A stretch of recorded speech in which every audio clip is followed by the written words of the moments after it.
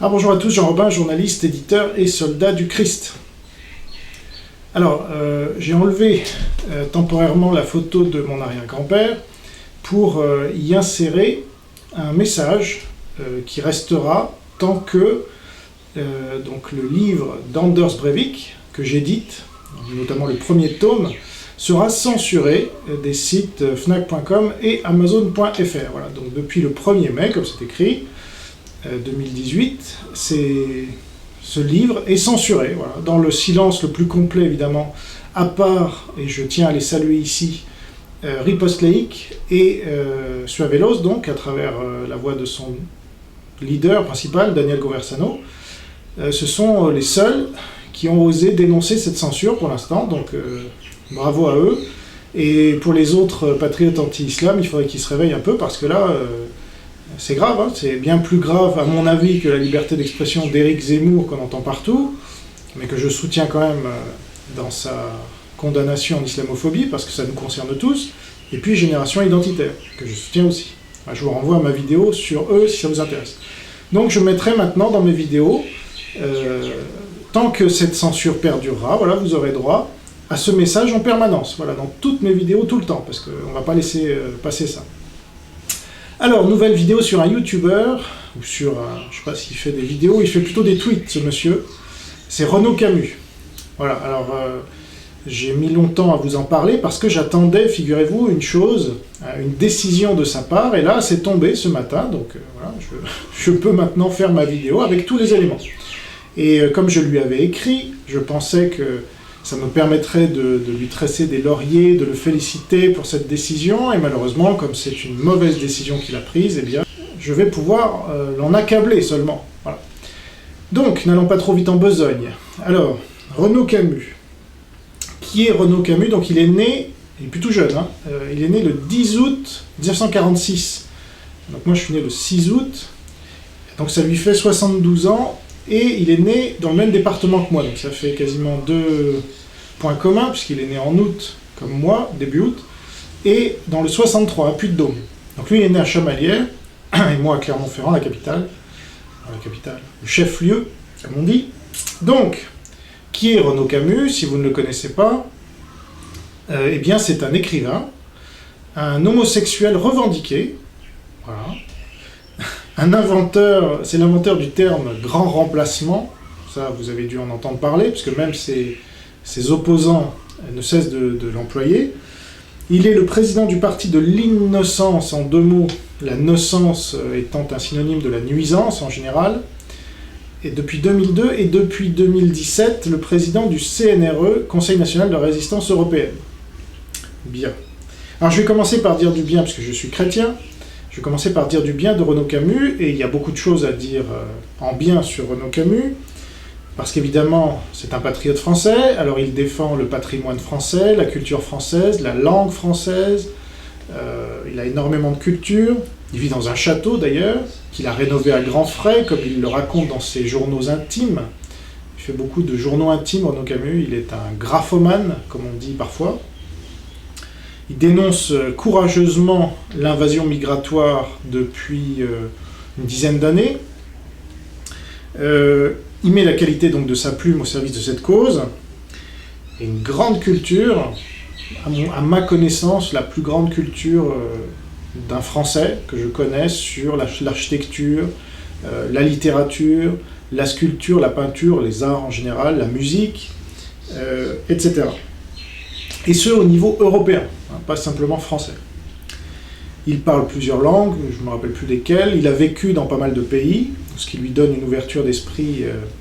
Et d'ailleurs, j'en profite pour dire que nous avons sur notre page de présentation du mouvement Paix, patriote anti-islam et xénophile, nous avons pris un tweet de Renaud Camus, que je vais vous lire par la suite, pour illustrer ce que nous entendons, nous comme lui, par xénophile. C'est pas du tout quelque chose de péjoratif, même pour des patriotes français. Donc j'ai lu plusieurs de ses livres à Renaud Camus, dont certains sont parmi les plus importants que j'ai lus. Et je citerai notamment Du Sens, qui est un pavé écrit d'une coulée, comme a dit Finkielkraut, suite à l'affaire Renaud Camus, donc en 2000, quand il avait dit qu'il y avait trop de juifs dans une émission du Panorama. de France Culture, et que par conséquent on parlait trop d'Israël dans cette émission à vocation généraliste. Et tout le monde lui était tombé dessus en le traitant de pire qu'Hitler, ça c'était Laura Adler, etc. Et donc, voilà, moi j'ai suivi cette affaire Renaud Camus, j'en ai même parlé dans mon livre La Judéomanie, sorti en 2006, donc 6 ans plus tard, en lui faisant une place à part, lui-même, donc en disant que c'était une preuve de judéomanie. Voilà, on n'a même plus le droit de dire qu'il y avait trop de juifs dans une émission de France Culture à vocation généraliste, du coup il parlait que d'Israël. Et Renaud Camus est pro-israélien, donc voilà, c'était des accusations d'antisémitisme qui n'avaient aucun sens. Et ceux qui s'étaient retrouvés parmi ces accusateurs, c'était des gens comme Edoui Plenel, par exemple, voilà, des trotskistes anti-israéliens. Donc c'était n'importe quoi. Mais bon, tout le monde était tombé dans le piège, sauf quelques-uns comme Renaud Camus, comme Alain Finkielkraut ou Elisabeth Lévy, mais on les comptait sur les doigts d'une main. Et, comme on va le voir, en fait, ces gens-là défendaient leur ami de gauche, hein, parce que tous ces gens-là sont de gauche. Donc c'était la gauche qui débattait avec la gauche, comme toujours en France, donc ça commence à bien faire. Mais bon, je suis dans les parties positives, donc j'ai lu plusieurs de ses livres. Contrairement à Marc-Édouard Nab, voilà, c'est un grand écrivain. Moi je peux le dire, Renaud Camus est un grand écrivain. C'est un des meilleurs écrivains français actuels. Lui il fait des journaux, voilà, lisez un des journaux de Marc-Édouard Nab, hein, et comparez avec un des journaux de Renaud Camus. Vous allez voir la différence quand même, c'est le jour et la nuit. Bon. Donc moi je l'ai rencontré, Renaud Camus, je le connais bien. Je ne vais pas jusque-là, mais en tout cas je l'ai rencontré. C'était dans une... Alors moi je vais jamais dans les cocktail parties, vous savez, mais je crois que c'est le seul auquel je suis jamais allé, parce qu'il donnait une représentation d'églogue. Alors ça c'est un truc un peu bizarre à voir, mais il récite sur un ton bizarre je vous invite à rechercher Renaud Camus églogue, vous verrez des vidéos très bizarres. En tout cas j'avais assisté à ça à Beaubourg, je crois, par curiosité. Voilà, je voulais rencontrer, il se produisait à Paris, moi j'habitais à Paris, donc je suis allé le rencontrer, puis après il a invité tout le monde, parce qu'on était assez peu, il a invité tout le monde chez son ami, Jean-Paul Mareski, je crois, parce que ce sont des bourgeois, hein, tous ces gens-là, donc il a un grand appartement non loin, à Châtelet. On s'est retrouvés tous là, et j'ai rencontré donc à cette occasion Paul-Marie Couteau, Alain Finkielkraut, etc. Donc c'était un an avant que je fasse mon livre sur Finkielkraut, je crois 2008, ou 2007, enfin bref, dans ces années-là. Et donc j'ai pu rencontrer Renaud Camus à ce moment-là, il m'a dragué d'ailleurs, ce qui était assez désagréable. Mais bon, voilà, homosexuel affiché, et moi je sais que je plais j'ai plu dans ma jeunesse en tout cas à des homosexuels, parce que j'avais la moustache, ou je sais pas quoi, la barbe, ça les excite ces gens-là, bon bah... Donc il m'avait lourdement dragué ce soir-là, mais bon, en tout cas j'avais fait sa connaissance, il m'avait comparé, il m'avait flatté en me comparant à des personnages de Rob Grillet qui s'appelle Robin aussi, ou je sais pas quoi. Bref. Et par la suite, je l'ai revu à l'Assemblée nationale, dans une des salles de l'Assemblée... Pas à l'Assemblée nationale, enfin c'est une des salles de l'Assemblée nationale où j'avais participé à une table ronde avec Renaud Camus, donc, Éric Zemmour, c'était à l'invitation de Paul-Marie Couteau justement, et puis Nicolas Dupont-Aignan. Et ça avait hurlé dans la salle, et notamment à cause de Nicolas Dupont-Aignan, qui m'avait reproché d'avoir critiqué l'islam. Ah, quelle horreur! Parce que Renaud Camus n'avait pas fait à l'époque, il n'était pas anti-islam encore. Voilà, ça c'était 2010. Et donc, j'ai contribué même à faire évoluer Renaud Camus sur une ligne anti-islam, puisque je fréquentais assidûment à un moment le forum du parti de l'innocence, son parti. Et les gens, bon, il y avait des anti-islam, mais la plupart étaient oh non, le problème c'est pas l'islam. Bon, enfin, vous connaissez le principe, et donc moi j'ai tapé là-dessus, j'ai enfoncé quelques clous, et puis j'ai fini par me faire virer parce que voilà, je suis pas bourgeois, moi j'avoue, j'ai pas les manières. Vous allez voir, ces gens-là, il faut les appeler maîtres, vous comprenez? Et ça me fatigue au bout d'un moment. Parce que là, on me dit, oui, tu critiques les gens. Non, je les connais bien. Et là, Renaud Camus, je le connais depuis 10 ans. Hein, je l'ai fréquenté dans le sens internetique, je précise. C'est quelqu'un qui ne m'est pas inconnu. 10 ans, on en fait le tour, si vous voulez. Je l'ai fréquenté assidûment sur son forum, et j'ai vu toute sa cour, là, sa petite cour de gens qui lui lèchent les babouches sans arrêt. Bon, moi j'en fais pas partie, hein, moi je préfère la vérité. Voilà. Puis je suis pas un bourgeois, donc c'est comme ça. Donc, D'ailleurs, alors, j'ai dit que notre mouvement Paix utilise un de ses tweets, qu'il a retweeté récemment, justement. Alors, je vais vous le lire parce que ça illustre bien, parce que j'ai mis patriote anti-islam et xénophile, et là, tout de suite, les anti-immigration. Quoi? Tu veux l'immigration? Eh non, réfléchissez, les gars. Patriote, donc anti-islam, donc la plupart de l'immigration aujourd'hui, elle est musulmane, en tout cas celle qui pose problème. Et puis xénophile, dans le sens où le dit par exemple Renaud Camus. Alors voilà ce qu'il dit dans son tweet, moi, et on l'a reproduit sur qui sommes-nous de notre mouvement. Moi, donc là il parle Renaud Camus, je suis ardemment xénophile, hein, Renaud Camus, j'aime beaucoup l'étranger et être à l'étranger. Le problème, c'est quand les étrangers vous disent « je suis aussi français que vous ». Je ne vois pas tellement l'intérêt. Voilà. Ben, moi non plus, j'en vois pas tellement l'intérêt, donc là, on est exactement sur la même ligne avec Renaud Camus. Voilà. Et c'est en ce sens-là qu'on est xénophile, c'est-à-dire qu'on n'est pas xénophobe. Voilà. Si on voit un noir dans la rue, on ne va pas dire « hey, sale noir, sale nègre voilà, », comme des Boris Lelay ou autres. Ça, c'est des xénophobes. Affichés, hein, maintenant. Alors nous, on est xénophile, c'est-à-dire que si on voit un noir dans la rue, on ne va pas le juger sur son apparence individuelle. Nous, on juge, et on met aussi la citation de De Gaulle, la France est majoritairement de race blanche, voilà, de culture chrétienne, et de religion chrétienne et de culture gréco-latine. Et si la France n'est plus majoritairement blanche, ben, ça ne sera plus la France. Voilà. Donc on ne va pas juger une personne, moi ma femme, elle est kabyle. Voilà. Et ça ne fait pas d'elle une menace pour la France, là il faut arrêter 2 secondes. Au contraire, ça fait d'elle une force pour la France parce qu'elle s'est appelée Marie et pas... elle n'a pas gardé son prénom d'origine, elle a abandonné sa nationalité algérienne, elle a fait un livre pour dénoncer l'islam, et donc, voilà, moi ça me suffit. Voilà. Si d'autres ont des critères encore supérieurs, c'est-à-dire qu'il faut qu'elle se refasse faire le visage ou je sais pas quelle connerie, non, ça marche pas. Donc, voilà. Donc c'est en ce sens-là que nous sommes xénophiles, et là je suis d'accord avec Renaud Camus. Bon, donc maintenant, on va passer à ce qui ne va pas avec Renaud Camus. Voilà, parce que je vous ai dit quand même pas mal de choses positives, et ce monsieur... très respectable sous certains aspects, littéraires, voilà, culturels, moi j'ai rien à dire. Il me dépasse dans tous ces domaines, c'est un géant. Bon, donc je ne vais pas commencer à le critiquer sur ces points-là. Moi je vais le critiquer sur son action politique, voilà, parce que c'est là où ça va pas. Et c'est mon action aujourd'hui, moi je ne me place pas sur la littérature, moi je ne suis pas un littéraire, j'édite des essais, donc bon. Alors... ceux qui me critiquent parce que je remettrai Camus à sa place, sur ce plan, et sur ce plan uniquement, je répète, là il va falloir qu'ils changent un peu de disque, parce qu'ils commencent à être rayés leur disque, et c'est un disque de lâche en fait. Parce que les gens, dès qu'on critique quelqu'un qui serait dans notre camp, « ah c'est pas bien, tu divises, etc. Hein, salut VV ». Donc ça c'est bon, ça va 2 minutes, mais il faut essayer d'être un peu résistant dans l'âme, et donc être... accroché à des principes plutôt qu'à un conformisme, voilà, où on se tient chaud les uns les autres, et puis si on se jette tous ensemble de la falaise, on est content. Bah non, moi mon but c'est qu'on se jette pas de la falaise. Voilà. Donc si je suis le seul à dire attention, là il y a une falaise, on va sauter, et ben si tous les autres me bêlent à la gueule comme des moutons en disant bah on s'en fout, casse-toi, nous on préfère sauter, bah voilà, au moins chacun sait ce qu'il fait, mais moi je vais pas sauter parce que tout le monde saute. Voilà.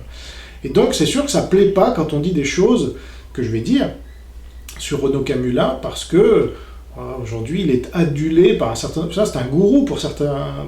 on en revient toujours à ce même problème de gourou, comme il y a chez Soral, comme il y a chez tant d'autres. Le gars, quoi qu'ils disent, ah ouais mais c'est Renaud Camus, c'est l'inventeur du terme grand remplacement. Et alors, je m'en fous, s'il fait des choses débiles, je vais pas dire, ah bah oui mais c'est Renaud Camus, alors il fait des choses débiles, mais non, ça marche pas comme ça. Donc il faudra vous habituer, les VV et compagnie, à ce que je puisse dire ce que je pense. Vous devriez être content. Dans les médias et dans la politique en général, on vous sert la langue de bois, ou la langue de coton, ou la langue, ce que vous voulez, au lieu de vous dire la vérité, là. Et moi, je cherche pas le clash, je vais argumenter tout ce que je dis là. Donc, il faut arrêter de dire « Ah, Jean-Romain, il a critiqué Renaud Camus, hein, il est pas des nôtres. » Ouais. Bon, essayez d'écouter là ce que je vais dire, et puis d'en tirer les conséquences, au lieu de dire voilà, ça c'est pas des réactions d'hommes, c'est des réactions de femmes. Je suis désolé, c'est l'hyper-susceptibilité. Voilà, si vous dites viril et que vous voulez incarner cette virilité, eh ben essayez de prendre en compte les faits. C'est ça être résistant. Sinon, si on est collabo, alors tout le monde va dans un sens, ah ben j'y vais aussi parce que ce gars-là il a dit un truc qui me plaît. Non. Et même si à court terme, on passe pour le méchant, évidemment. Et ça, il faut du courage aussi, figurez-vous. Parce que moi, vous n'avez pas vu tous les flots de gens qui se déversent sur moi aussi, ou de commentaires négatifs, etc. Ben, j'encaisse, voilà.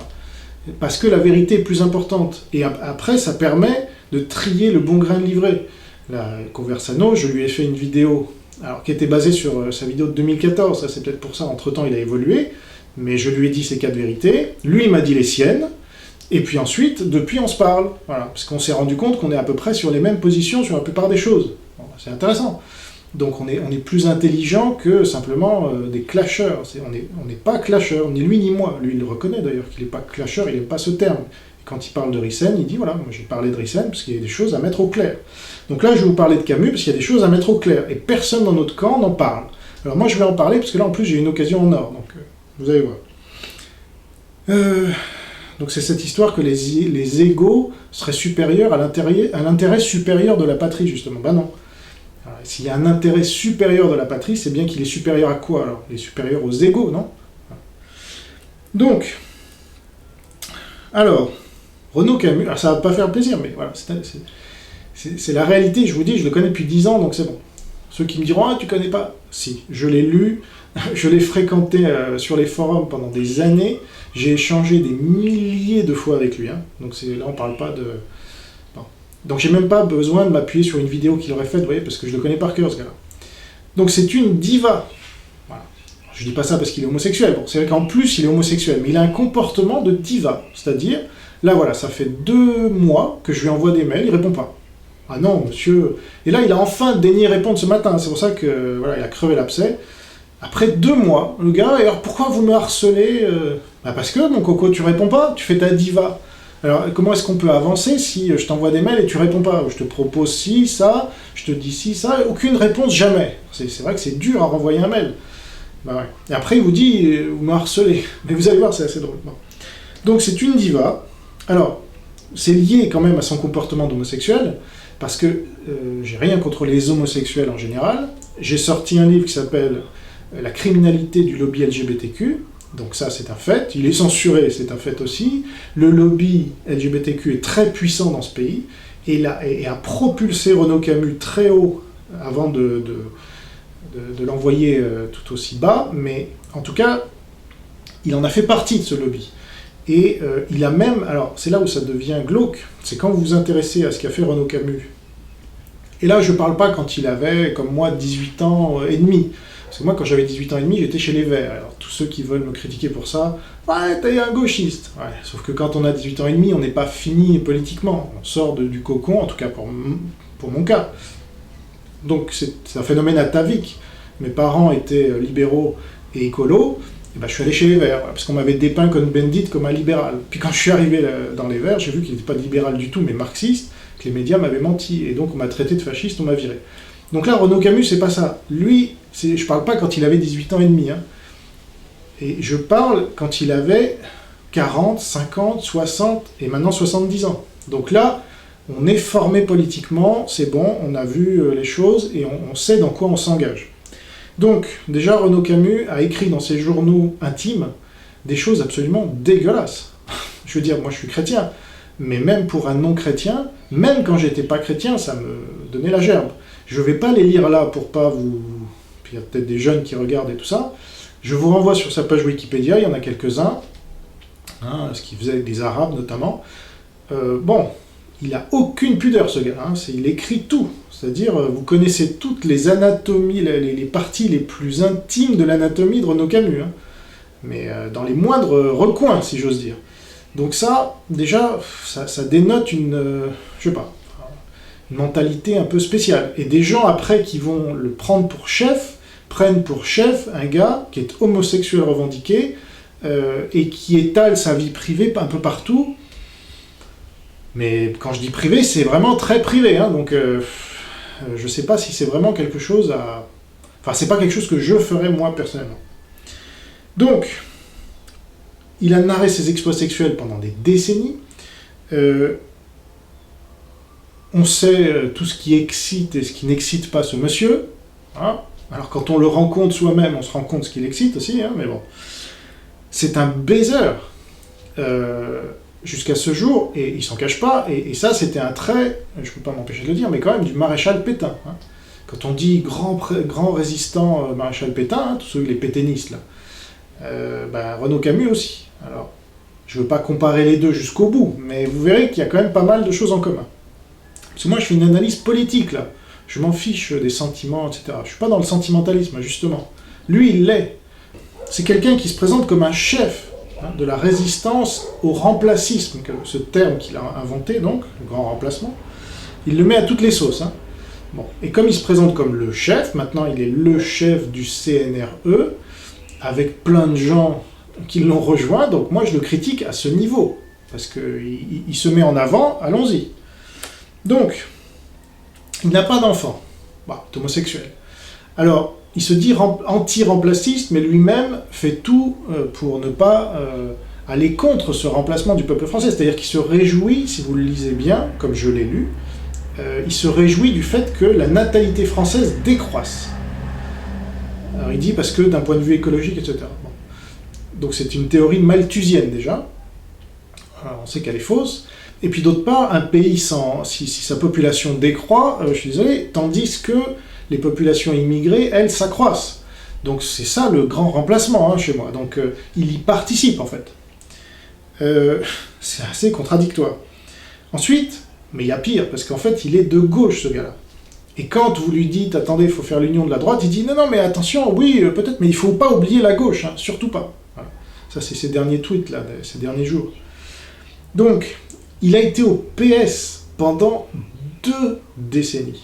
Alors, vous voyez, c'est pas 6 mois chez les Verts avant de se faire virer en se faisant traiter de fasciste, à 18 ans et demi. Non, là, il a été, donc, en 68 déjà, il a participé à 68, avec des participations au défilé au sein de la composante homosexuelle, déjà, vous voyez, qui était déjà sous forme embryonnaire. Il se rangeait derrière le slogan « Envoyez-vous en l'air ». Super. Ensuite, les années 70 et 80, surtout 70, il a connu un peu tout le gratin intellectuel, littéraire là, de gauche et d'extrême gauche français. Roland Barthes, Louis Aragon, ce collabo, le gars qui a fait l'apologie des goulags et tout ça, Alain Robbe-Grillet, comme je vous disais, bon. Donc il a fait partie de ce milieu-là, de débauché, il est débauché, hein, Renaud Camus, de ce milieu de débauché, d'anti-France. Alors là, on est au cœur de l'anti-France. Hein. Bon. Il a même été chroniqueur à la revue Guépier. Alors ça, c'est quand même grave, parce que c'était une revue qui faisait aussi l'apologie de la pédophilie, hein, dans les années 70, justement. Alors je ne sais pas s'il l'a fait lui-même, je ne veux pas le savoir, encore que ce serait intéressant, mais il y a des phrases qui circulent sur le web, je vous laisse chercher, de citations, même dans Guépier, relativement pro-pédophile, d'ailleurs de Jack Lang, une citation de Jack Lang dans Guépier, pédophile, voilà. Donc, il était chroniqueur dans cette revue ouvertement, qui faisait la promotion de l'homosexualité, donc là, on ne peut pas faire pire, je dirais. Et donc, il a donc eu des relations avec des jeunes hommes arabes, comme je vous le disais, dont il était très fier, je ne sais pas quoi. Et il a appelé à voter Mitterrand en 81. Et alors ça, et pas simplement Mitterrand, après ça lui a pas suffi, il a encore appelé à voter alors j'ai pas ses votes, peut-être il les a pas dit, mais je les ai pas trouvés sur sa fiche Wikipédia ou ailleurs. Je sais pas ce qu'il a appelé à voter en 88, mais certainement Mitterrand encore, ni en 95. Par contre, en 2002, il appelle à voter Noël Mamère, vous voyez, toujours cette lubie gauchiste verte, justement, de laquelle moi j'étais sorti, j'ai compris à 18 ans et demi. Ben lui, en 2002, il avait 56 ans. Non, il avait 56 ans quand il a appelé à voter Noël Mamère. Donc vous voyez, on est loin des 18 ans et demi où on sort où on entre dans la vie, quoi, on connaît rien, on comprend rien. Là, 56 ans, ça va, c'est bon. On sait ce qu'on fait. Et on appelle à voter Noël Mamère. Okay, donc ça, c'est grave quand même. Ça veut dire qu'on participe activement au grand remplacement, qu'il dénonce aujourd'hui, c'est facile. Et en 2012, comme en 2017, donc là, hier matin, il appelle à voter pour qui? Marine Le Pen. Voilà. Alors là, vous allez me dire, oui, c'est pas le grand remplacement Marine Le Pen. Ah bon? Donc même Henri de Lesquen a dit d'elle que c'était une femme de gauche et cosmopolite, hein, tout en appelant à voter pour elle aussi. Voilà, la logique et la cohérence d'Henri de Lesquen. Donc tous ces gens-là, Renaud Camus, Henri de Lesquen, Philippe de Villiers, qui a appelé à voter Chirac en 1995, Chirac encore en 2002 et Sarkozy en 2007, tous ces gens-là, qui se présentent comme des grands résistants, catholiques comme Villiers, ou païens comme Camus, ou je ne sais pas ce qu'il est, athée, bon, présentent comme des grands résistants anti-islam, anti-grand remplacement, en fait, ils roulent depuis 50 ans pour l'oligarchie. C'est marrant. Parce que Marine Le Pen, je suis désolé, le FN, c'est faire voter les gens, et donc donner une crédibilité, une légitimité à cette oligarchie, alors qu'on n'est plus en démocratie depuis, 2002 entre les deux tours, pour le début de la fin, et la fin, c'est le référendum de 2005 piétiné. Là, pour moi, et pour la plupart des Français, ça doit être clair et net, on n'est plus en démocratie, donc encore appelé à voter pour qui que ce soit, hein, moi je m'en fiche, le parti de la France que vous voulez, c'est faire partie de l'oligarchie, c'est légitimer ce système. Voilà. De Gaulle n'a pas appelé à voter pour Pétain, je suis désolé. Pétain, aujourd'hui, il est réparti entre tous ces groupes-là, de l'extrême de Mélenchon au Front National en passant par tous les autres, c'est les mêmes. Et Renaud Camus, ça l'a pas dérangé jusqu'en 2010. Alors aujourd'hui, il dit « Ah, c'est terminé les élections, ça y est, on n'est plus en démocratie. » Ah bah, vous voyez le temps que ça lui a pris, parce qu'il est ultra lent. Autant c'est un graphomane, donc il écrit très rapidement, un peu comme Sacha Guitry ou d'autres. Mais alors, en termes de réflexion politique, il est lent. Et pour répondre, il a mis 2 mois à répondre à mes mails sur aldostérone, vous allez voir. Donc ça marche pas. Il a mis 60 ans, ou je sais pas combien de temps, 50 ans, à réaliser qu'on était dans un système de grand remplacement. Et donc, entre-temps, qu'est-ce qu'il a fait? Il y a participé. Et donc, les gens qui viennent nous donner des leçons aujourd'hui, alors qu'ils ont participé à faire toute cette... Bon, c'est bien qu'ils aient changé, hein, ça je suis d'accord. Par contre, il ne faut pas qu'ils viennent se dire chef de quoi que ce soit. Parce que ces gens-là ne peuvent pas être chefs. Ceux qui sont chefs, par exemple, c'est quelqu'un comme Guillaume Faye, déjà, intellectuellement. Politiquement, Guillaume Faye ne s'est jamais compromis dans rien. Il a à peu près le même âge que Camus, voire un peu plus jeune, mais voilà. Il n'a jamais appelé à voter Mitterrand, certainement pas, et il a dénoncé dès les années... fin des années 90, la colonisation, lui, il ne parle pas du grand remplacement, justement, et moi, je suis sur la ligne Faye, hein. Je ne suis pas sur la ligne Camus, moi, grand remplacement, c'est un complot, déjà, j'aime pas trop l'idée, et il n'y a pas une idée de conquête. Voilà. Là, dans la colonisation de l'immigration-invasion sous la bannière de l'islam, qui est l'expression de Guillaume Faye, eh bien, on est dans le concret là. Donc moi, je suis sur cette ligne-là, et Faye, il l'a payé très cher. Il a payé 100 000 francs son procès. Hein. Il était tout seul. Camus n'a même pas été au procès avec son affaire Renaud Camus là. Donc c'est pas comparable. Là, vous avez un poids lourd qui aujourd'hui est complètement mis de côté, mais il est chez nous. Hein, il est dans le mouvement Paix, qui est Guillaume Faye. Il a eu raison, comme il dit dans son blog. J'ai tout compris. Il a tout compris. C'est pas de l'orgueil ou quoi que ce soit. C'est vraiment. Et encore sur Beltrame. Voilà, pendant que Renaud Camus dit vive Arnaud Beltrame, Guillaume Faye dit non, c'est une honte au niveau honneur militaire, ce gars-là s'est suicidé. Donc, je reviens à Renaud Camus. Il a voté à Mitterrand en 81, il avait 35 ans. Hein, donc il n'avait pas 18 ans, c'était pas une erreur de jeunesse. Non, 35 ans, moi j'avais 35 ans il y a 4 ans. Donc c'est bon, j'ai pu me faire avoir à 18 ans, mais à 35, j'avais compris quand même... lui, à 35 ans, il a fait voter, et c'est public, hein, c'est-à-dire qu'il a appelé à voter Mitterrand, à 35 ans, donc, pour le grand remplacement, le communisme, les ministres communistes. C'est 80, il faut se rappeler, Georges Marchais et tout ça. Ok, donc voilà qui est Renaud Camus, c'est que c'est un marxiste, en fait. Et on en arrive là, c'est-à-dire que ça suffit pas d'être anti-islam, je suis désolé. C'est pour ça qu'il faut lire le Breivik, hein. Alors, c'est écrit, là. Il est censuré, le Breivik, à votre avis, pourquoi? Ça dérange qui, à votre avis? Donc, Renaud Camus a roulé pendant toutes ces années, donc, en 81, il avait 35 ans quand il a appelé à voter Mitterrand. Ensuite, il avait 56 ans quand il a appelé à voter ma mère, et 66 et 71 ans quand il a appelé à voter Marine Le Pen. Donc, bon, c'est une personne âgée, hein, Renaud Camus. C'est pareil, il y a des gens qui se regroupent derrière des vieux. Je veux bien, mais c'est ça qui va sauver la France? Non. De Gaulle en 40, il n'était pas vieux, il avait 49 ans. Ok? C'est Pétain qui était vieux, c'est comme par hasard. Parce qu'il y a un problème de génération là aussi. On voit bien tous ces gens-là, Renaud Camus, Henri de Lesquen et compagnie, ils ont beau partager certaines de nos idées, ils ont trempé, ils ont magouillé dans toute cette merde. Pourquoi vous croyez qu'on en est là? Vous croyez que des Renaud Camus et des Henri de Lesquen se sont levés un jour en disant non, ça suffit, et voilà, bah non. Ils ont bien profité. Voilà. Toutes ces années, ils ont bien été... Alors, pour Henri de Lesquen, c'est encore pire, lui, il a été carrément payé par l'État pour faire les politiques qu'il dénonce aujourd'hui.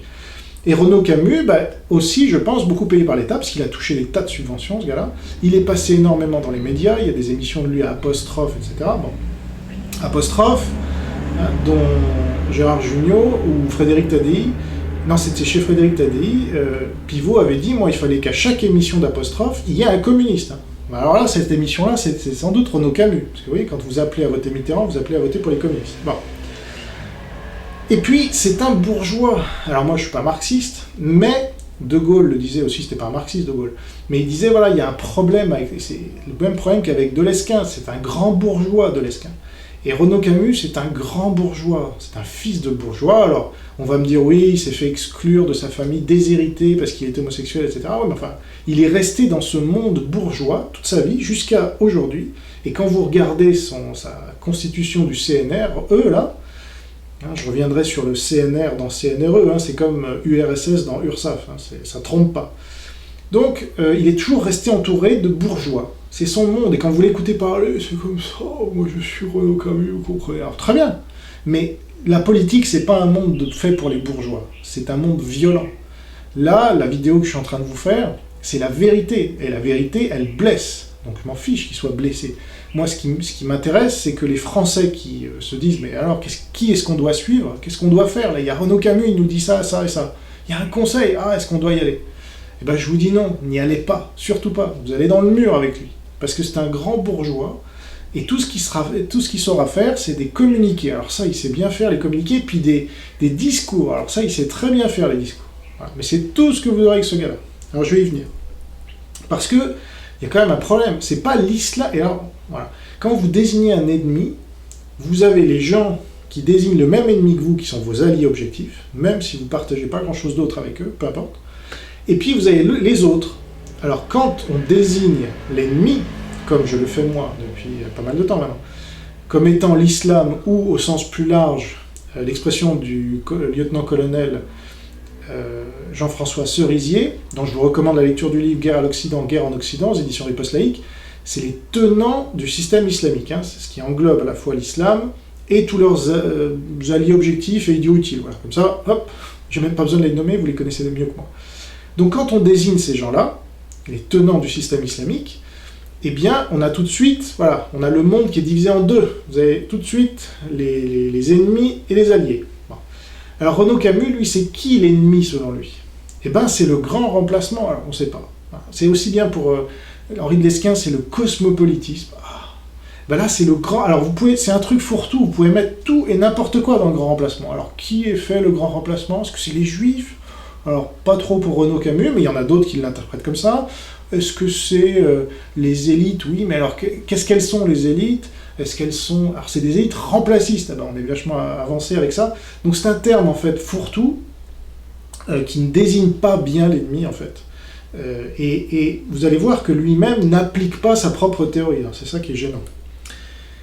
Moi, je préfère le terme de colonisation, encore une fois, donc tenant du système islamique, et de colonisation de l'immigration-invasion sous la bannière de l'islam. Voilà, comme ça, c'est clair, il y a islam dedans. Ok? Alors, je dis pas que Renaud Camus ne dénonce pas l'islam, il le dénonce aussi. Mais, comme Henri de Lesquen, c'est pas sa priorité. Voilà. C'est le grand remplacement. Il n'en a pas fait une théorie pour rien. C'est parce que c'est pour lui, c'est le grand remplacement. Bon, comme si demain...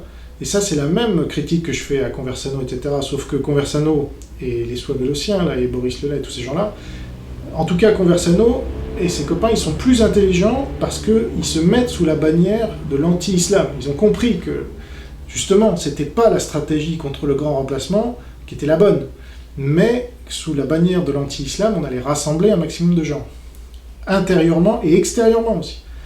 Voilà, parce que c'est une guerre mondiale, hein, et contre l'islam, pas contre le grand remplacement. Bon. Donc, Conversano, lui, il a compris, mais d'autres n'ont pas compris, et donc disent « Ah si, si la France était entièrement blanche demain, ça serait à nouveau la France. » Évidemment, si vous aviez que des antifas, ils seraient tous blancs, mais ça serait plus la France, hein. Ça serait le goulag et ça serait l'URSS. Donc non, ça marche pas votre truc. Donc, il n'applique pas sa propre théorie dans sa propre politique. L'exemple que j'ai donné, moi, il n'y a pas si longtemps que ça, c'est Arnaud Beltrame. Arnaud Beltrame s'est remplacé contre une caissière, dont on sait maintenant qu'elle est issue d'une minorité visible, et sans doute c'était une musulmane. On ne sait toujours pas qui c'est d'ailleurs, vous avez remarqué, c'est marrant. D'habitude, on les met en avant, là. Les gens, les héros, ou les gens sauvés, etc. Ben, celle-là, elle est barricadée chez elle, elle sort plus, il n'y a aucun média qui en parle. Il y a juste Patrice Carteron qui a balancé l'info qu'elle est issue d'une minorité visible. Et que si elle n'en disait pas plus, c'est lui qui irait en dire plus. Bon, on n'entend plus, là, Patrice Carteron. Donc, à mon avis, c'est une musulmane.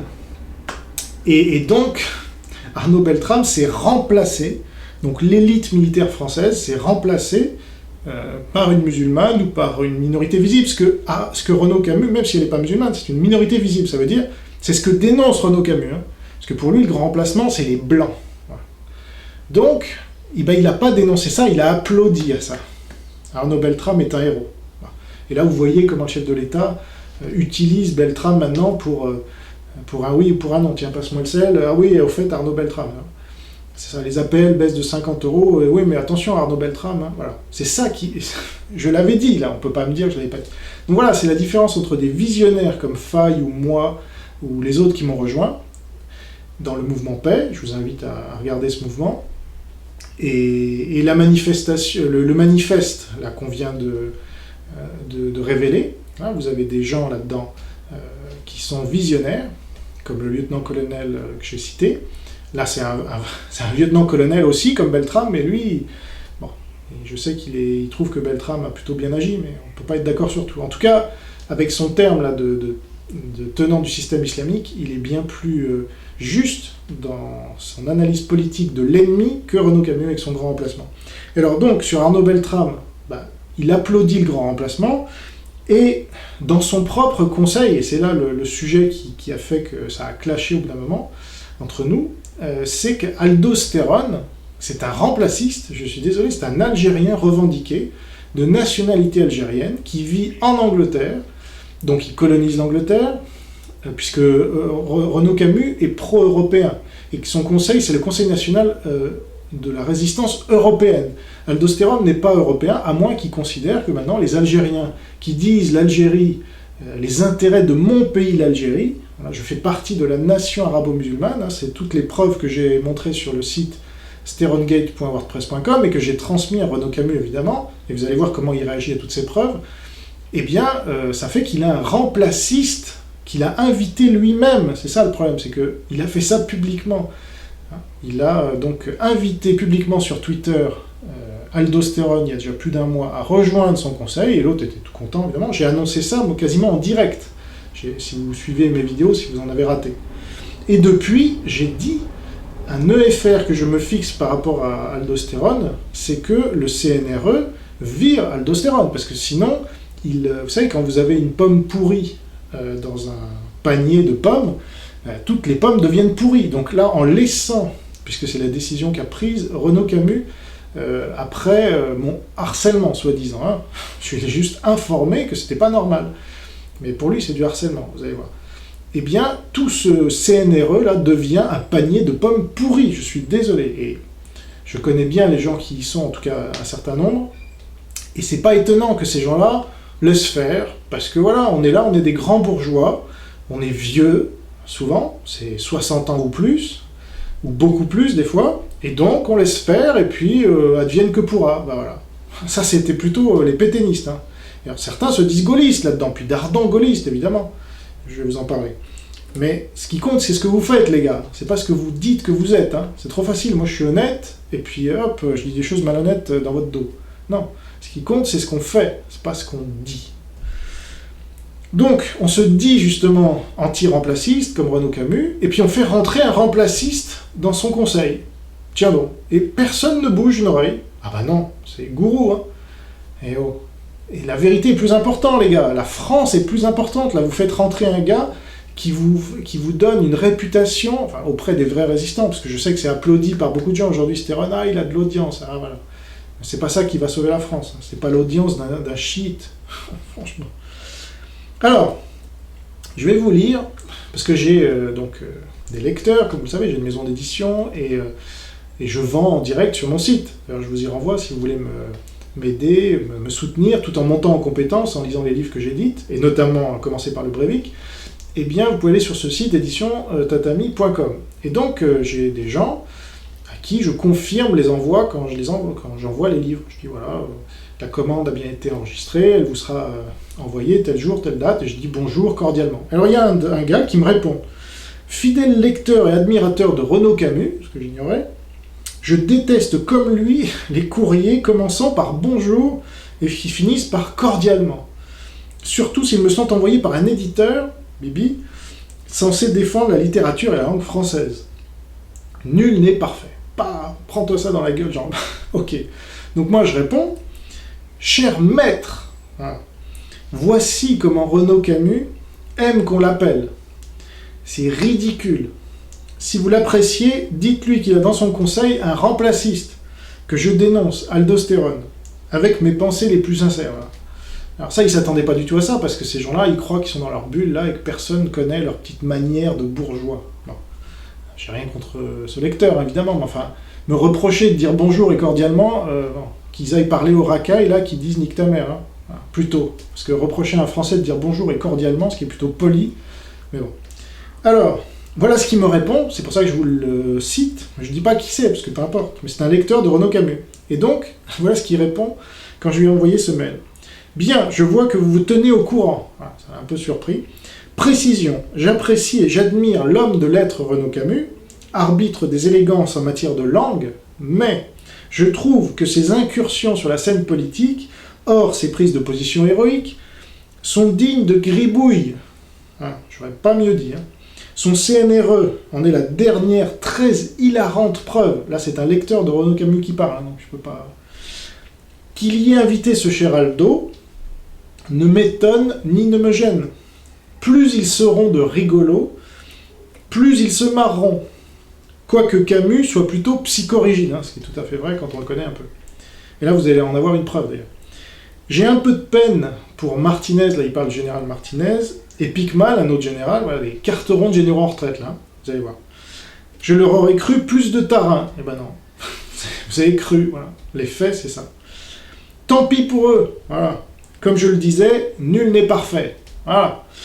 Alors, donc, je rappelle les faits, justement. Début avril 2018, Renaud Camus fait entrer, comme ça, je dirais le privilège du chef, comme ça, par un tweet. Je doute qu'il ait consulté ses autres membres avant de lui proposer ça, mais il fait rentrer aldostérone dans son conseil. C'est vrai que maintenant, il joue le pipeau, il faut que ça passe par le conseil pour que je retire son nom du mail, du site et tout. Pipeau, Renaud Camus, un nom, ça s'enlève, et puis c'est tout. Si t'es le chef, t'es le chef. Tu dis, bon, vous me virez ce nom-là, il jette l'opprobre sur tout notre mouvement, le gars est un chiite, il se pavane dans les mosquées chiites, il fait l'apologie de l'islam, etc. Virez-moi ça, je me suis trompé, point. Eh ben non, Renaud Camus, il se cache, il se planque derrière tout un tas de prétextes. Ah non, attention, et puis c'est vous, Jean Robin, là, vous ne me parlez pas comme il faut, moi il me faut dire cher maître, parce que je suis quand même un maître en je sais pas quoi, un maître en littérature. Les gars, ils mélangent tout, on n'est pas dans la littérature, là. On est dans la politique, on est dans la guerre.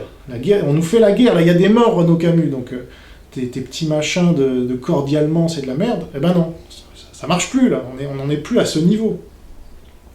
Bon, mais lui, il fait son truc, c'est surtout tous ses suiveurs, là, qu'il faudrait un peu se réveiller. J'espère les réveiller un peu avec cette vidéo. Ah, c'est sûr, ça va pas leur faire plaisir, mais bon. Donc, voilà l'échange que nous avons eu le 10 mai 2018. Donc il publie un tweet, moi je suis abonné à son Twitter, donc je lis. De tous les courages, le plus difficile et déplaisant à témoigner est celui de l'humiliation. Exemple, harceler pour la bonne cause des gens qui font la sourde oreille. Et là je me dis, mais c'est pas possible, ça fait 2 mois que ce gars-là, je lui envoie des mails, et par les gens de son conseil, là, que je connais personnellement depuis des années aussi, je lui fais savoir qu'il a stéroïde, et le gars ne me répond pas. Ils font la sourde oreille. Alors je relis, parce que c'est important. De tous les courages, ok? Donc c'est courageux selon lui.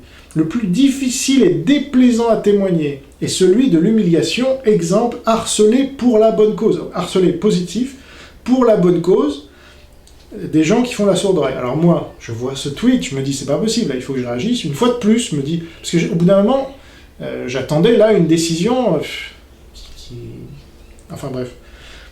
Et alors voilà ce que je tweete. C'est bien ce que je me tue à faire pour votre persistance à faire figurer l'agent chiite et remplaciste aldostérone au CNRE. Voilà. Ce que je lui dis depuis 2 mois, ou je sais pas combien de temps. Alors, il m'a répondu. Voilà. La diva a daigné répondre à la pauvre petite personne que je suis. Donc elle est descendue de son trône, là. Vous savez, c'est Louis XIV, Renaud Camus. Moi, tout le monde doit me voir, je suis le roi soleil. Hein. Donc, à tout instant, je dois briller. Alors, vous me voyez bien, là, puis il y a ma cour. C'est ça, c'est Versailles, hein, Renaud Camus. Vous avez toute sa cour autour de lui. Ah, maître! Ah, c'est beau, maître, ce que vous faites. Ah, quel tweet! Formidable. Ça, c'est insupportable, parce que même moi, j'ai pas une cour comme ça, avec des gens qui m'apprécient, pourtant. Et j'aime bien quand ils me disent, bon, là, t'as déconné, hein, tes conneries. Bon. Alors, voilà ce que cette diva qui est Renaud Camus a daigné répondre à la pauvre petite merde qui est Jean Robin. Hein. Tous les messages publics d'aldostérone servent avec beaucoup de talent et d'efficacité la cause anti-remplaciste. S'il se trouvait qu'il fût un agent double, comme vous le prétendez, quelle importance? Nous n'avons rien à cacher, hélas, point d'interrogation. Donc je lui réponds, parce que là il nous prend pour des cons, surtout moi, pourquoi mentir à certains de vos membres en affirmant que Stérone ne fait plus partie du CNRE suite à une vidéo que l'un d'eux vous a envoyée sur Stérone dans ce cas. Hein, Renaud Camus, pourquoi mentir? Parce que moi je sais tout ça, j'ai des connexions dans ton conseil là. Il y a des gens qui parlent, figure-toi, t'es pas tout seul. Donc ça sert à rien d'essayer de dire n'importe quoi. Alors voilà ce qu'il m'a répondu ce monsieur. Parce que là, il s'est énervé un peu. Vous comprenez, la diva, faut pas trop la chatouiller. Quand elle daigne descendre de son piédestal, là, où elle prend le soleil, eh bien, elle est là pour vous écraser, en fait, si vous l'énervez un peu trop. Alors voilà ce qu'il m'a répondu. Aucun mensonge. Ah ouais. Harcelé par vous, alors c'est marrant, parce que là, harcelé, ça devient négatif. Il vient d'en dire du positif quand c'est pour la bonne cause, et c'est pour la bonne cause. Ah non, là, je l'ai harcelé, donc c'est négatif. Harcelé par vous, je l'ai enlevé à titre conservatoire de la seule liste qui dépend de moi et qui est la plus fréquemment vue. C'est pas vrai. Quand on va sur son site, quand on voit les membres, c'est ce qu'on voit. Enfin, je veux dire. L'autre ne peut être modifié que sur décision officielle du comité exécutif. Là, on est en URSS, là, il faut que le Soviet suprême se réunisse, parce que vous comprenez, il faut enlever le nom d'aldostérone du site du CNR, alors, eux. Alors vous imaginez, là, il faut vraiment qu'il y ait une assemblée générale extraordinaire. Enfin, les gars, on est en guerre, là, vous faites quoi? Ça fait 2 mois que je vous le dis. Publiquement, mes vidéos sont vues des milliers de fois. Vous attendez quoi? Vous êtes des papis. Et quand il y aura la guerre là, à vos portes, vous allez mettre 2 mois aussi pour prendre votre fusil ou je sais pas quoi? Vous serez mort. Et votre absurde chantage, c'est ça le mieux, c'est que votre absurde chantage m'a dissuadé de poursuivre. Alors pourquoi il dit ça? C'est parce qu'au bout d'un moment, j'en ai eu tellement marre qu'il me répond pas, parce que ce gars-là, il répond pas, c'est une diva, hein, vous comprenez? Déjà, il faut dire cher maître, et puis même si vous dites cher maître, donc moi, au bout d'un moment, j'en ai eu marre, je me suis fendu d'un mail direct à Renaud Camus, et j'ai dit cher maître, voilà, comme il aime. Et je lui ai dit que j'allais faire une vidéo sur lui, et que j'aimerais la faire rapidement, et qu'à cette occasion, j'aimerais le féliciter pour le fait d'avoir enlevé le nom d'aldostérone. Voilà, donc qu'il ne me fasse pas trop patienter non plus, parce que voilà, au bout d'un moment, j'en ai un peu marre. Ça fait 2 mois, il a pas répondu à ce mail non plus, comme à tous les autres, direct et indirect. Jamais. Jean Robin n'existe pas. Alors ça, c'est... Tu vois, le silence est le plus grand des mépris. Au bout d'un moment, les divas, même les divas devraient le comprendre. Hein. Homosexuels revendiqués, j'en ai rien à fiche. Bon. Alors moi, j'ai répondu, si vous aviez daigné me répondre, comme maintenant, voilà, là, il a daigné, alors, je sais pas pourquoi. C'est le roi Soleil, à un moment, il vous regarde. Ah bon, ça fait 2 mois que le roi ne m'avait pas regardé, mais là, il me regarde. Ah, le roi m'a regardé. Ah. Non mais vous vous rendez compte? Ça c'est insupportable, je suis désolé, on peut pas travailler avec des gens comme ça, là il s'agit de sauver la France. On me dit oui, tu fais la division, tu critiques, etc. Mais comment vous voulez que je travaille avec quelqu'un qui m'ignore pendant 2 mois? Alors que je suis correct, au bout d'un moment je suis plus correct. Mais là, même là, jusqu'au bout, j'ai été insistant, mais correct. J'ai jamais été insultant, c'est lui là qui va m'insulter, vous allez voir. Si vous aviez daigné me répondre comme maintenant, il n'y aurait pas eu insistance de ma part. Chantage, point d'interrogation, quid des 26 preuves indubitables sur sterongate.wordpress.com, proche de Soral, soutien de Ramadan, enfin je lui cite tout un tas de trucs. Le Coran qui n'est pas antisémite, alors. Et voilà, c'est tout ce qu'ils avalent, ces gens-là, comme des boas, là, c'est même pas des couleuvres. Et moi je leur dis non, c'est pas anti-islam ça, oh, on se réveille là. C'est pro-islam, vous avez un pro-islam chez vous, qu'est-ce que vous faites? Ah ben non, c'est moi qui suis fautif de leur dire, vous voyez? Parce qu'il faut rien dire avec ces gens-là.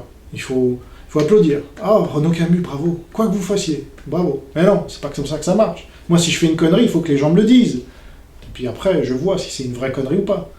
Voilà. Alors là, c'en était trop. Alors il me dit, c'est 25 de trop. Cette phrase n'a aucun sens. Je lui donne 26 preuves, il me dit c'est 25 de trop. Ah bon. Bah, si une seule preuve suffit, tu aurais dû le virer il y a longtemps. Qui plus est, qu'est-ce que ça peut vous foutre? Et voilà, quand on titille un peu trop les divas, c'est parti là, c'est dans les insultes. Qu'est-ce que ça peut vous foutre? Pas vous faire, pas vous... Non. Alors là, on me dit, ah, cordialement, c'est pas bien, mais qu'est-ce que ça peut vous foutre hein? C'est pour ça que ces gens-là, c'est comme Lesquin. Il faut être courtois, mais il va chez le Raptor qui insulte tout le monde en permanence. Puis il traite les gens d'ordures cosmopolites aussi. Ça, c'est vachement courtois. Hein. Vous n'êtes pas membre du CNRE. Qu'est-ce que ça peut vous foutre? Vous n'êtes pas membre du CNRE. Et vos procédés disqualifient votre action. Ah, ça, c'est la meilleure. Donc, pas d'exclusion de Stéron. Ah, voilà. Donc, en fait, ce sont des gens, comme Stéron d'ailleurs. Vous vous rappelez, sa réaction à mon article dans Riposte Laïque, c'était eh ben, puisque c'est comme ça, je vais enlever, pour chaque nouvelle attaque de ces gens-là contre moi, je vais enlever une vidéo la plus vue. Voilà, ça sera votre sanction. Hein, voilà. Donc il ne l'a pas fait, il l'a évidemment fait que pour cette vidéo qui devait l'emmerder, donc il a trouvé ce prétexte. Comme Renaud Camus trouve ce prétexte de la diva un peu touchée là, dans son orgueil, sa susceptibilité, donc il me sort que il n'y aura pas d'exclusion de Stéron parce que à cause de vous. Non mais franchement, c'est une blague. Et je ne vous interviewerai pas. C'est-à-dire qu'il n'a rien compris, il n'a pas compris que moi j'interviewe personne et que je ne demande pas à être interviewé. Je fais une vidéo là. Justement, moi je ne suis pas dans le ah, est-ce que vous voulez bien? Non. Moi je dis la vérité là. Ça plaît ou ça plaît pas, c'est pareil. Donc c'est pas sérieux. Comment est-ce qu'on peut... Ce gars est un chef de la résistance française. Alors je vous dis, on est mal barré. Hein. Déjà, alors, bon, il y a plusieurs choses. Déjà, prendre un homosexuel revendiqué comme chef, moi ça me fait penser à toutes ces femmes là, ministres de la Défense hein, en Europe. Y compris les pays scandinaves que j'adore, mais alors là, franchement, on est mal barré quand vous regardez les ministres de la Défense américains, ou russes, ou israéliens, alors peut-être israéliens, je sais pas, mais en tout cas, américains et russes, je suis sûr, c'est pas des femmes, ça je vous le garantis. Donc là, c'est quelqu'un qui a un ego, évidemment, surdimensionné, il croit qu'il est aussi bon en politique qu'en littérature, bah non, Renaud Camus, t'es nul en politique, voilà. T'as rien vu venir, t'as voté Mitterrand en 81, t'as voté ma mère en 2002. Quelle honte! T'as pas honte? Tu devrais avoir honte de ça. Parce que ces gens-là ne s'excusent jamais, évidemment, ce sont des chefs. Dans tout ce qu'ils font, ils ont raison.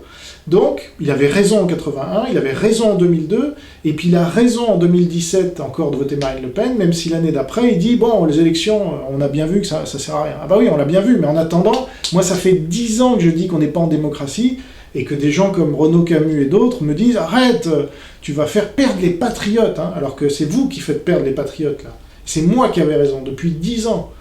Donc c'est bon, il y a des gens qui ont raison depuis longtemps, comme Faye ou moi ou d'autres, et puis il y en a d'autres qui ont tort depuis longtemps, hein, puisque même à la limite, si on change d'avis, Ménard, ah super, Ménard anti-islam, ouais, et ben en 2011, Tariq Ramadan, il a raison sur tout. Alors ce gars-là, Reporter sans frontières, alors c'est une...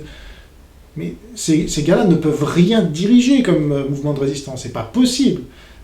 Ou alors, ça veut dire qu'il n'y a personne qui a su anticiper et ne pas aller à la gamelle et voilà, et être l'otage de cette oligarchie de merde. Eh ben non, il y en a, figurez-vous, il y a des gens comme Guillaume Faye et moi et d'autres qui avons été exclus de partout qui en avons subi les conséquences, des fois physiques et surtout financières, et puis médiatiques, enfin économiques.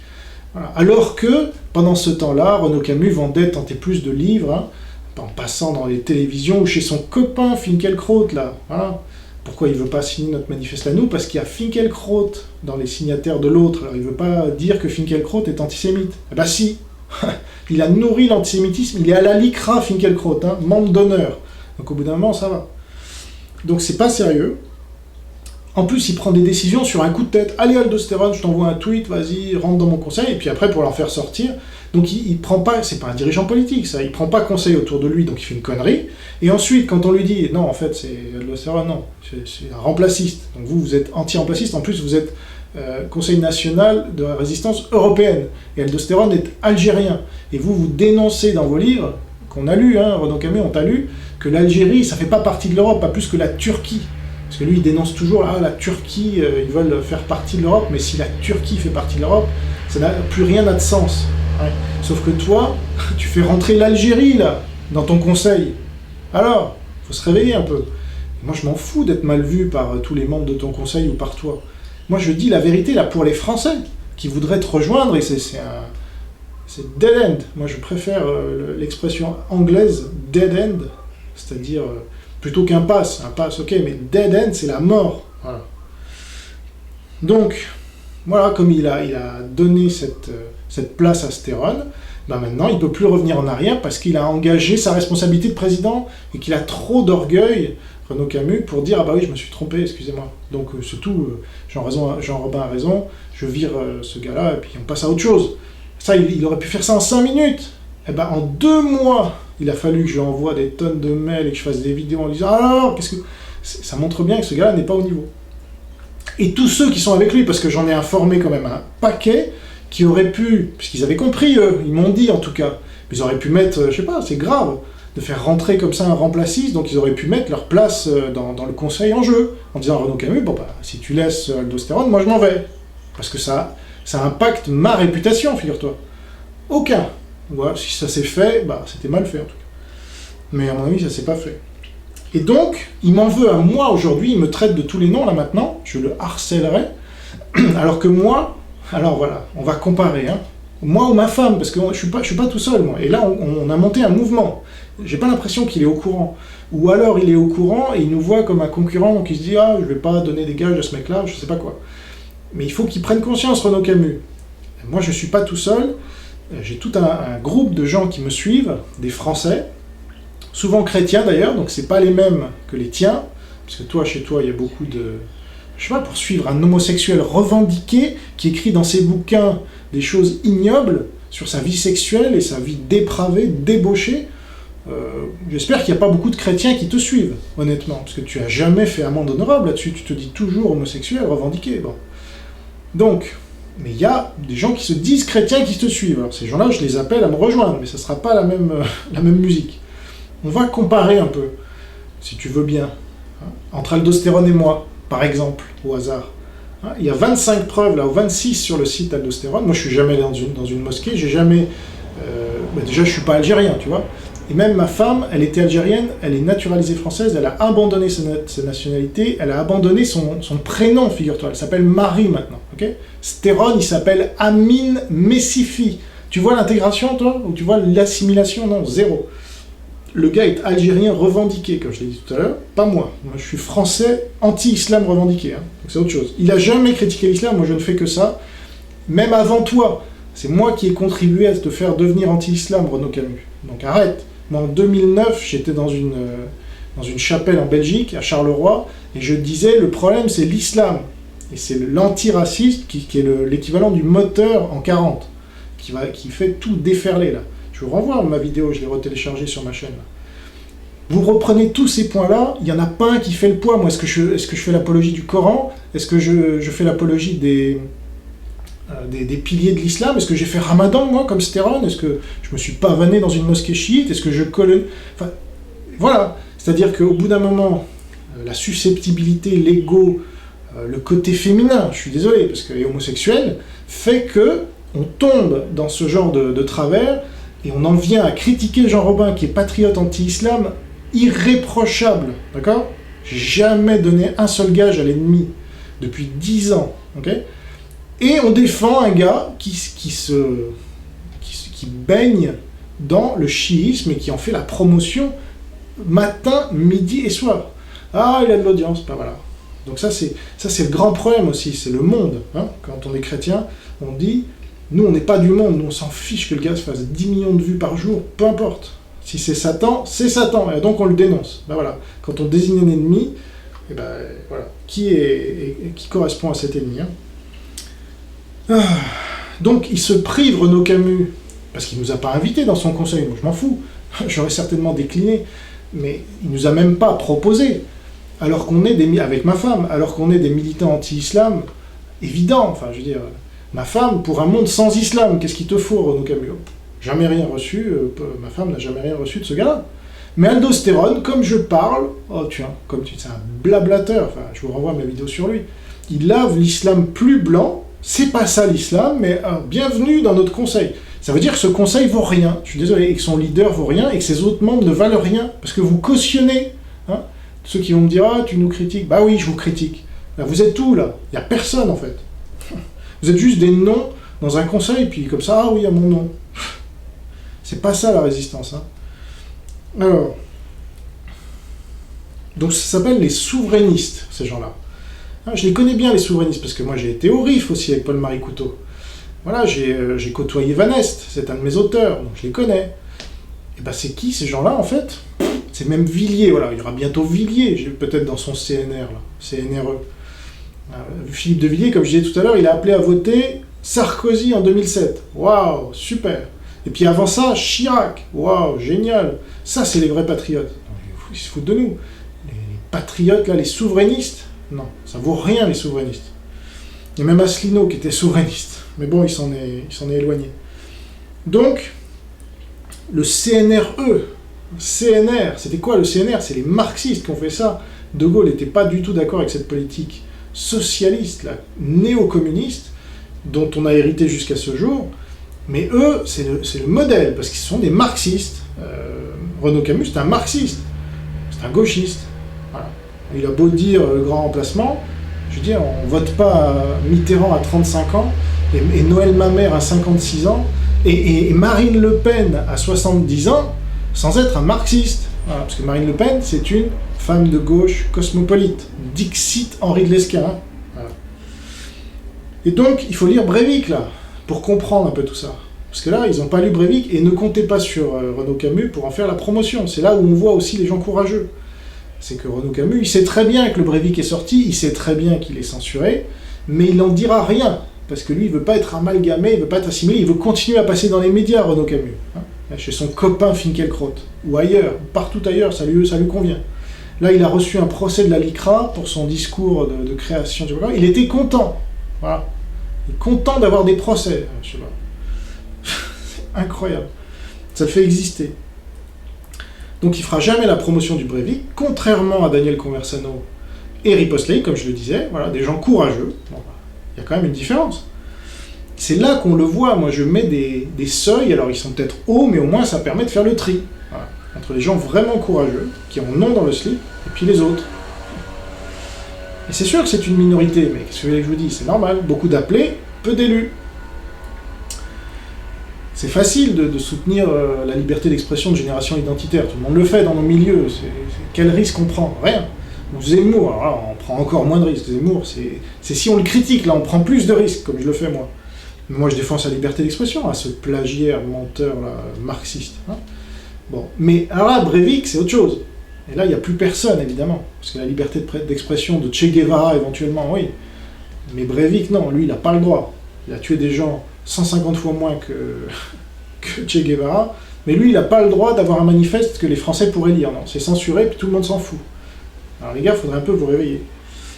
Donc, les gens qui ont collaboré toute leur vie, si vous voulez, et qui viennent nous faire des leçons ensuite de résistance, non, ça passe pas. Je veux dire, quand Henri de Lesquen vient me dire que j'ai pas le niveau ou je sais pas quoi, je suis un agent du Mossad, bon, alors ça c'est encore pire, je vous renvoie à ma vidéo sur lui. Mais quand Renaud Camus me prend de haut, là, comme la diva qu'il est, et qui commence à me sortir que Aldostérone est plus patriote français que moi, alors, c'est ça l'idée? Non mais, c'est ridicule. Voilà, moi je suis franc. Alors, je sais pas, à ce moment-là, il est antisémite, et je suis d'origine juive, donc je suis... Parce que c'est la seule chose qui me différencie d'Aldostérone, c'est qu'en effet, je suis d'origine juive et pas lui. Alors ça, il faut le dire, si tu es antisémite, Renaud Camus, c'est le moment, là, vas-y, lâche-toi. Comme ça, les gens seront fixés. Comme tous ceux qui sont dans nos milieux et qui soutiennent Aldostérone contre moi, par exemple. Il y en a un certain nombre. Alors dites-le, ayez ce courage, comme Hervé Ryssen, par exemple, que vous êtes antisémite. Vous préférez soutenir un maghrébin là, qui colonise l'Angleterre plutôt que Jean Robin qui lutte contre l'islamisation. Face caméra.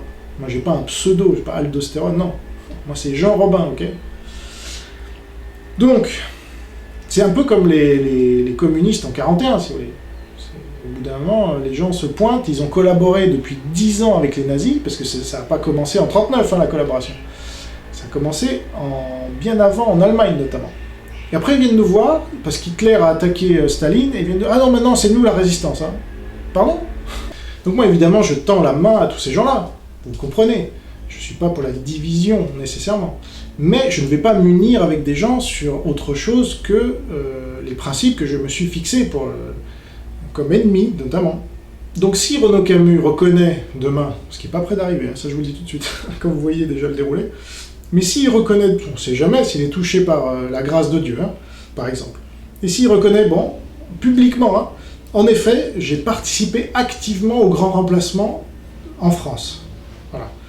Et que, aujourd'hui, je le dénonce, mais je n'ai pas à être chef, parce que c'est pas les collabos qui deviennent chefs de la résistance, ça ne marche pas. Mitterrand n'est pas devenu chef de la résistance. Hein.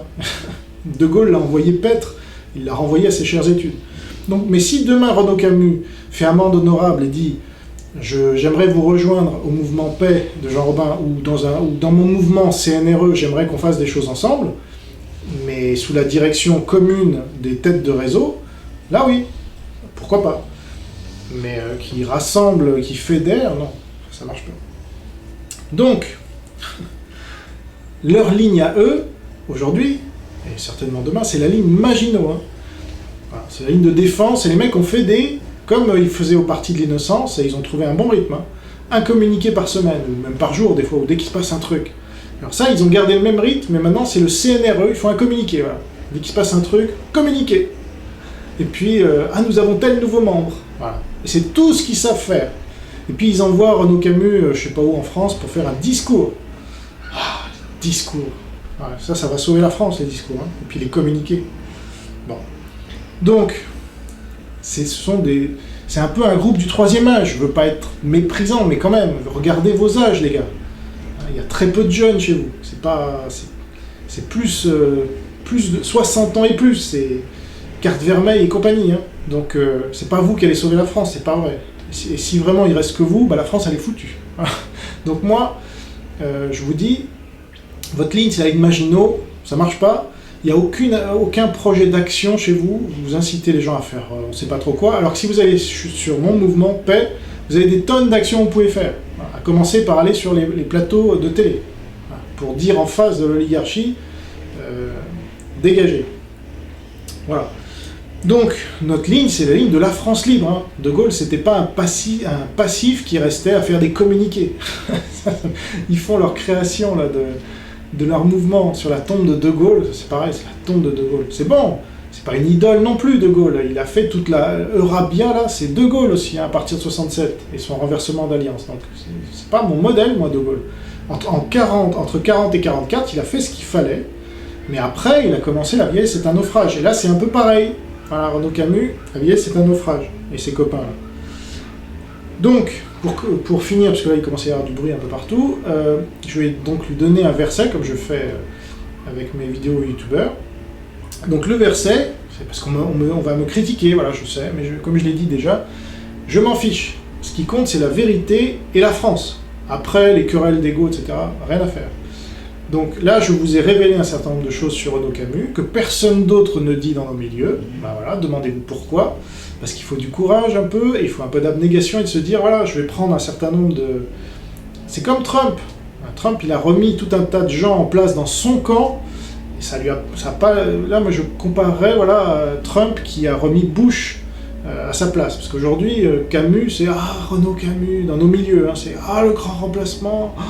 Oh, formidable. Alors que le vrai maître, c'est Faye. Et il y en a pas un d'entre vous pour dire que c'est le vrai maître. Et ben moi, nous, on est là pour le dire que c'est Faye.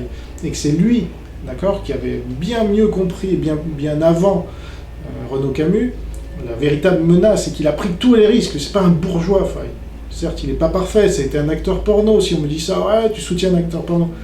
Ça va, les hommes sont totalement dépravés, là, pour rester dans le domaine biblique, hein, puisque je suis au niveau du verset. Donc ça va, faut pas chercher la perfection, sinon vous la trouverez jamais. Moi, vous croyez que je suis parfait?